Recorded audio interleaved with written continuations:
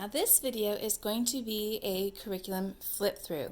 This is something that I thought to share with you when I sat down and thought of all the new homeschoolers entering the homeschool community, and even some of us who've been around for a while. We all reach the point where we feel we might want some supplementation, just a little bit extra, not a whole new curriculum, not just kind of scrapping everything we're doing and starting over, just maybe adding something on. And I thought I would show you a few things that I have picked up to kind of have on the back burner, some things that I anticipate potentially needing for my kids, and they're real gentle in the sense of there's no prep time, it's open and go. Gentle in the sense that it's not teacher intensive on me, it's mostly student led. Those are the kinds of things I'm looking for extra supplementation. I'm not looking for things that will have me teaching entire, separate lessons or anything like that, or preparing a bunch of manipulatives or supplies. I just want things in my supplement basket that are easy to pull out and use kind of on the spot. When I kind of sense, okay, the lesson isn't going so well, this isn't getting through to my child, let me pull something out from my magic tricks here and see what we got. And I think this is a great example. This is Editor-in-Chief. This is a grammar series put out by the Critical Thinking Company.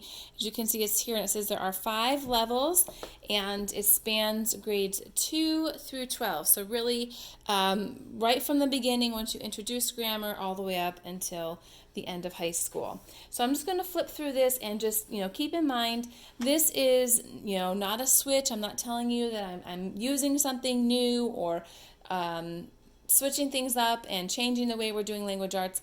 This is truly a supplement. I may never get to it with my oldest child, may not get to it with my younger child, but I wanted to have it here because I liked it. I thought it looked like something my kids would enjoy doing, and it looked like it would fill a need that I really do anticipate having.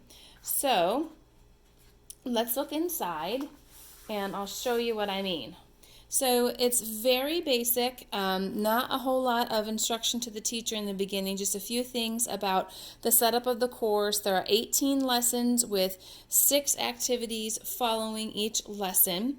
Then there's an answer key at the back of the book. I will show you that briefly, so just keep that in mind. If you just hand this to your student to do, the answers are in the back. Okay? They do give a very brief suggestion for how to set this up and teach it, but it's just very basic, open and go. Here are the contents. You can also see those online, I'm sure, at christianbook.com or other sites like that. I've never actually been to the Critical Thinking Company's website to look at their products. I typically buy them from Timberdoodle because you get doodle dollars for purchases. I will leave a link below if you'd like to see this product on the Timberdoodle site. But I typically get my Critical Thinking Company stuff from them because they use a lot of it, and then I get reward points for my purchase. So this is the example of a lesson. So this is the stuff that you could just go over with your child or ask your child to read.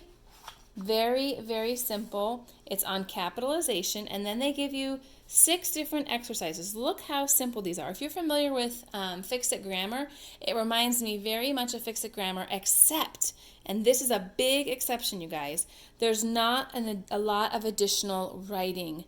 If you follow me here, you know I have a reluctant writer here. He's got all of the knowledge of the how-tos. He just mechanically dislikes writing, the act of actually writing. We've done the hand exercises. We've done all sorts of things that they recommend you to do for writer's fatigue, and he just does not like it. So I try not to, have him write too much out of composition time. So this actually is more appealing to me than Fix-It Grammar.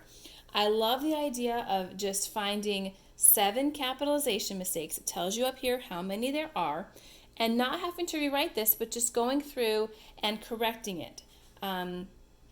Just correct the capitalization errors as they appear in the paragraph, and that is it. That is exercise 1. This would be a great warm-up exercise to start the day, or if you get through a lesson and you're not really sure that they got the concept, just have them come here and do one of these. You could certainly do as many as you want. There are 6 that go along with capitalization, and each one does tell you how many capitalization errors are there, and then it moves on to the next lesson. Easy peasy.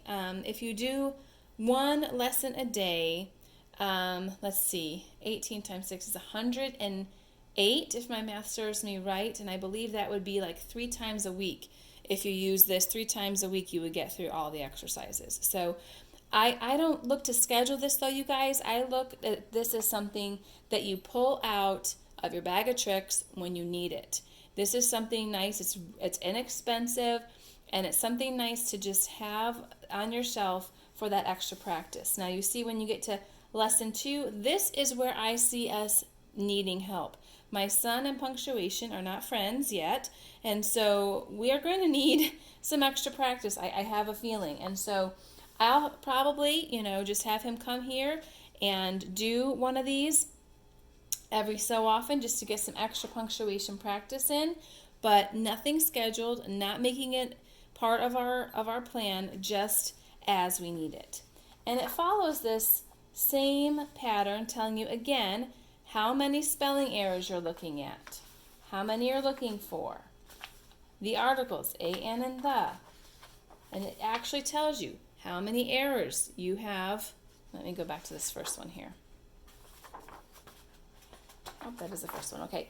It says read the paragraph and correct the a, an, and the errors. And it tells you how many a, an, and the errors, or a, an errors, and then how many the errors.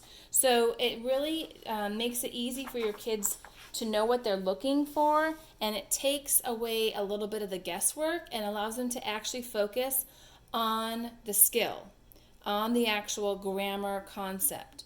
And then I find that my son, if there's a little less writing and if there's a little more direction, he's willing to tackle maybe something that's a little more challenging for him if he feels like he kind of has those things in his favor. If it just said find all the errors and write them out, I would lose him.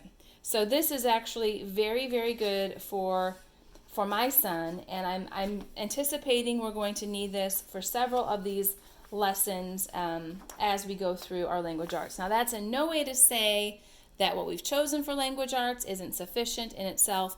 It's just to say that we've intentionally delayed formal grammar instruction in our home. It was something that I just did not want to get into at an early age, because they're going to be learning the same things over and over again, just at deeper levels all the way through school.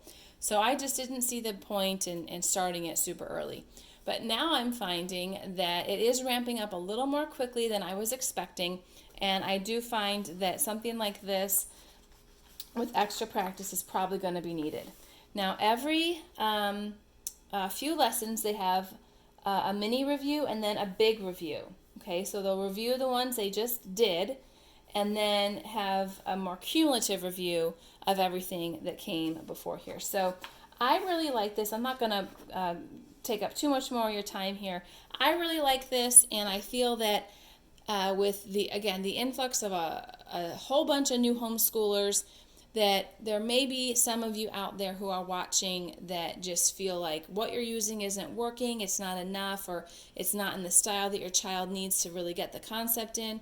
I'd like to suggest to you to try finding supplements. Try finding things that aren't really a whole nother curricula to add on to what you're doing, or scrapping what you're doing and starting completely over. Try starting off small by just adding something very simple like this into the mix and see if that doesn't help first. It would be a lower spend and a lower time investment for you and your child. If you have used Editor-in-Chief and want to offer any comments down below, I'd love to hear those.